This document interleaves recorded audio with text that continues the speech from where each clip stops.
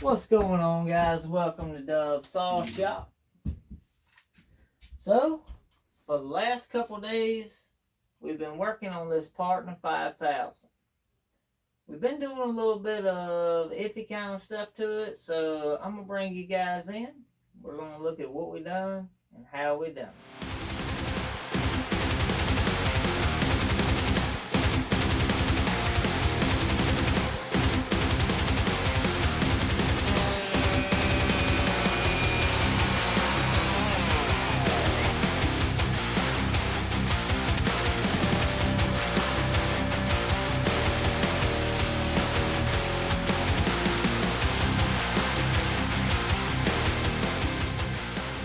As you can see, we got the black back cover on here from the Poland 325.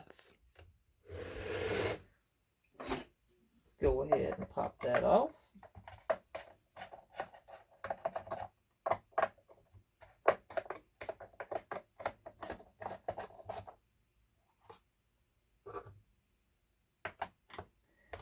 Let's go ahead and pop this top cover. That kind of looks a little different.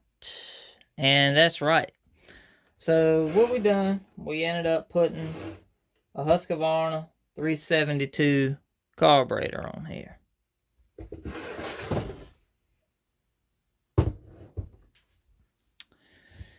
And it fit pretty decent. We had to make a few modifications to it to make it work. One being the throttle linkage. So this is a typical throttle linkage.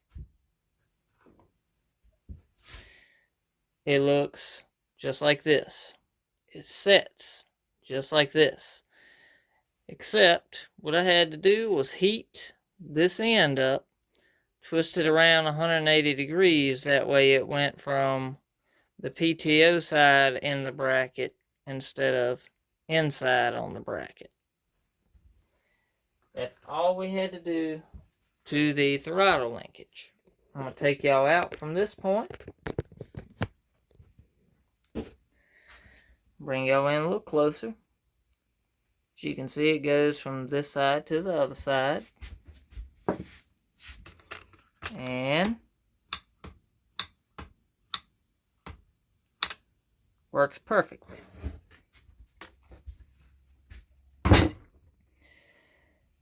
Fuel line, we left it the same. Just had to pull a little bit out of the tank to get it to hook up. And we can always go back and add a little longer fuel line if we need to. The block. So the block was not big enough for this butterfly. So I just took my burr grinder and went in and ovaled that bad boy out until it got big enough. And then I used a gasket from one of the 6200 clone HD carbs that fit this carb, and it covered up the impulse hole. Now, impulse, you may say.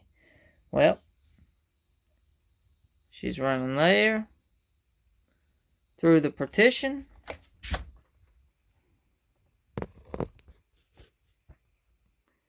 And we drilled us a hole in the transfer cover, and JB welded us an impulse nipple right in the transfer. This piece, the winter shutter, I had to take that off. I'll do it for you guys.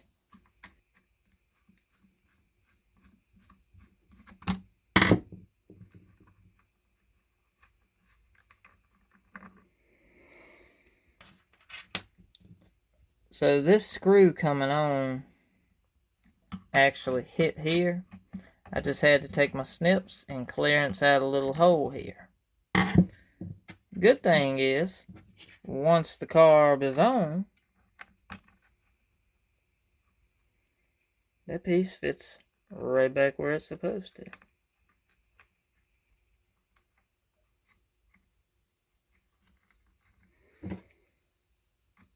So, kind of Stays stockish right there. As far as the choke, this choke will work from the 325. It hooks right in. You can put the cover there and it pulls everything like it should. But I'm not using that quite yet. And as far as an air filter, I haven't got there yet. This is the original air filter and back cover. This is the one from the 325. These nuts are a little bit longer, and that allows us to reach a little bit further in and just grab the tips of these to hold this cover on.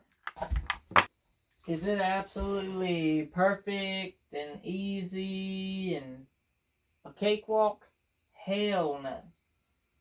It takes some MacGyvering and some tweaking to make this work. The worst thing, when I drilled the impulse nipple, I and I put it in the lower part of the transfer. Well, dummy me didn't think about the flywheel, so it ended up hitting. So I had to end up grinding that JB weld out, drilling a new hole, JB welding the old hole, and moving that impulse nipple to the upper part of the transfer. It worked pretty fine, worked pretty good. I did where your carburetor adjustments holes are in your top cover. I had to make those a little bit bigger so we could get into the adjustment screws and the idle screw. This piece, the way it works, she kind of sets back a little bit further than it sets back a little further on the 325 because of the carburetor. I guess your two studs. The two studs are about 1/8 to 3/16 longer on the 325 than the 5000 to accommodate the better air filter setup on the 325. But if you put your thumb right in the middle and you bow that bastard just a little bit, she grips right on there. Now, is that right? No. Does it work? Absolutely. So, while I got y'all here, we're going to hop outside. If I got enough battery, we're just going to make a couple cuts with this one because I don't want to get that JB weld too hot and cause it to fail. So, let's do this real quick. This little bit of cutting ain't going to hurt us.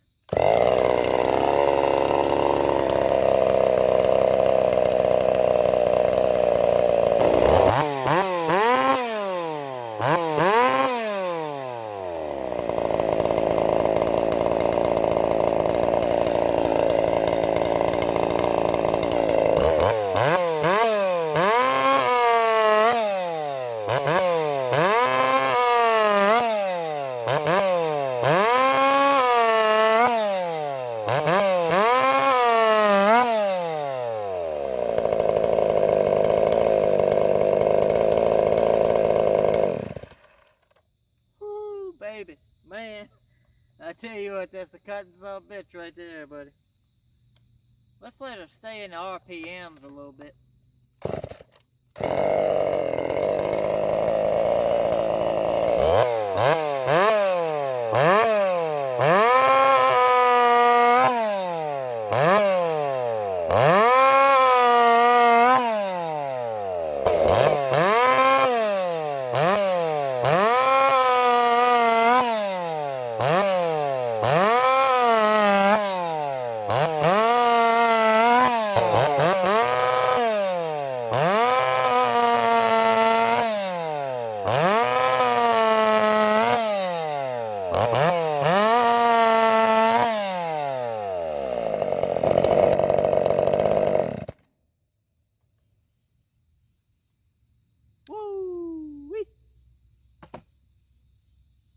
hope you guys like this. Let me know what you think about it.